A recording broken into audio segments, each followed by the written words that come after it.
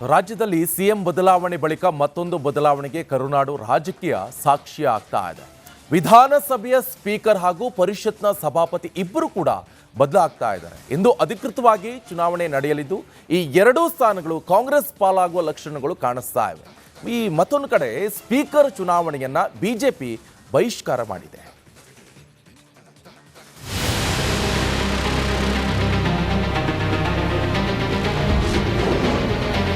Speaker ಸಭಾಪತಿ ಚುನಾವಣೆನ ಅವಿರೋಧ ಆಯ್ಕೆನ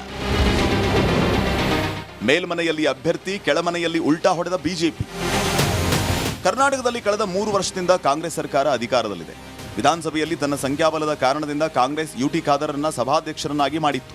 ಮಾಜಿ ಸಿಎಂ ಸಿದ್ದರಾಮಯ್ಯ ಅವರ ಜೊತೆಗಿನ ಸ್ನೇಹದ ಕಾರಣದಿಂದ ಜೆಡಿಎಸ್ ಹಿರಿಯ ಸದಸ್ಯ ಬಸವರಾಜ ಹೊರಟ್ಟಿ ಪರಿಷತ್ ಸಭಾಪತಿಯಾಗಿ ಆಯ್ಕೆಯಾಗಿದ್ದರು. ಆದರೆ ಈ ಪರಿಸ್ಥಿತಿ ಬದಲಾಗಿದೆ. ಸಿಎಂ ಸ್ಥಾನದ ಮೇಲೆ ಡಿಕೆಶಿ ಆಸನರಾಗಿದ್ದು ಗೇಮ್ ಕಂಪ್ಲೀಟ್ ಚೇಂಜ್ ಆಗಿದೆ. ವಿಧಾನಸಭೆ ಸ್ಪೀಕರ್ ಹಾಗೂ ವಿಧಾನ ಪರಿಷತ್ ಸಭಾಪತಿ ಸ್ಥಾನಕ್ಕೆ ಇವತ್ತು ಚುನಾವಣೆ ನಡೀತಾ ಇದೆ.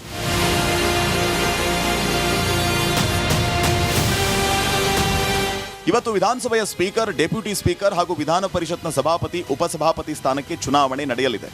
ಸ್ಪೀಕರ್ ಸ್ಥಾನಕ್ಕೆ ಕಾಂಗ್ರೆಸ್ಸಿಂದ ಜಿಎಸ್ ಪಾಟೀಲ್ ಅಭ್ಯರ್ಥಿಯಾಗಿದ್ದರೆ ವಿಧಾನ ಪರಿಷತ್ನ ಸಭಾಪತಿ ಸ್ಥಾನಕ್ಕೆ ಸಲೀಂ ಅಹಮದ್ ಅಭ್ಯರ್ಥಿಯಾಗಿದ್ದಾರೆ.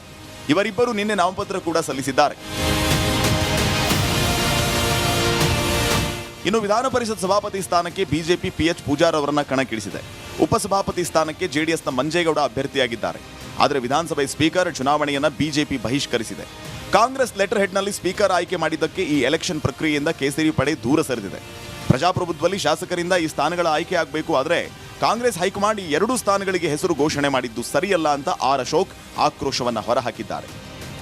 ಸಭಾಧ್ಯಕ್ಷರ ಚುನಾವಣೆಯನ್ನ ನಾವು ಬಹಿಷ್ಕಾರ ಮಾಡ್ತಾ ಇದ್ದೀರಿ. ಇದು ಡೆಮಾಕ್ರಸಿ ಅಲ್ಲ. ಪ್ರಜಾಪ್ರಭುತ್ವದ ಮೌಲ್ಯಗಳಿಗೆ ಅಪಚಾರ ಮಾಡಿರೋದ್ರಿಂದ ಸಭಾಧ್ಯಕ್ಷರ ಚುನಾವಣೆಯನ್ನು ಪ್ರಕ್ರಿಯೆಯನ್ನು ಬಹಿಷ್ಕಾರ ಮಾಡ್ತಾ ಇದ್ದೀರಿ. ಆದರೆ ಸಭಾಧ್ಯಕ್ಷರು ಆಯ್ಕೆ ಆದಮೇಲೆ ಆ ಸಭೆಗೆ, ಆ ಸೀಟ್ಗೆ, ಆ ಚೇರ್ಗೆ, ಆ ಪೀಠಕ್ಕೆ ಏನು ಗೌರವ ಕೊಡಬೇಕು ಆ ಗೌರವವನ್ನು ನಾವು ಕೊಡ್ತೀರಿ. ಅದರಲ್ಲಿ ನಾವು ಭಾಗಿಯಾಗ್ತೀವಿ. ಚುನಾವಣೆಯಲ್ಲಿ ಭಾಗಿಯಾಗಲ್ಲ ನಾವು.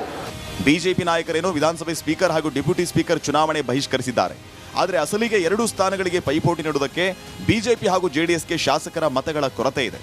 ಬಿಜೆಪಿಯ ಚುನಾವಣೆ ಬಹಿಷ್ಕಾರ ಕಾಂಗ್ರೆಸ್ ಅಭ್ಯರ್ಥಿಗಳ ಅವಿರೋಧ ಆಯ್ಕೆಗೆ ದಾರಿ ಮಾಡಿಕೊಡುವುದಂತೂ ಸತ್ಯ.